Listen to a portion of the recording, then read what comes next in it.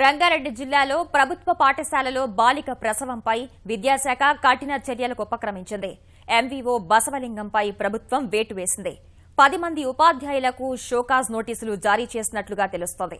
Hitech సమీపంలోని మాదాపూర్ ప్రభుత్వ పాఠశాలలో 9వ తరగతి చదువుతున్న విద్యార్థిని రోజు మాదిరిగానే పాఠశాలకు వెళ్లింది.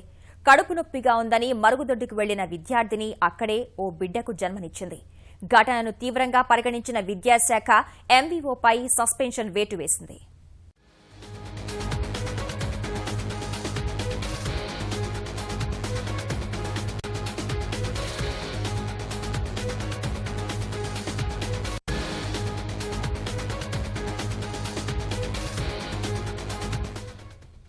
రంగారెడ్డి జిల్లాలో ప్రభుత్వ పాఠశాలలో బాలిక ప్రసవంపై విద్యాశాఖ కఠిన చర్యలకు ఉపక్రమించింది.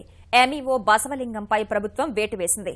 10 మంది ఉపాధ్యాయులకు షోకాజ్ నోటీసులు జారీ చేసినట్లు తెలుస్తోంది. హైటెక్ సమీపంలోని మాదాపూర్ ప్రభుత్వ పాఠశాలలో 9వ తరగతి చదువుతున్న విద్యార్థిని రోజు మాదిరిగానే పాఠశాలకు వెళ్లింది. కడుపు నొప్పిగా ఉందని మరుగుదొడ్డికి వెళ్లిన విద్యార్థిని అక్కడే ఓ ఆడబిడ్డకు జన్మనిచ్చింది. ఘటనను తీవ్రంగా పరిగణించిన విద్యాశాఖ ఎంఈఓపై సస్పెన్షన్ వేటు వేసింది.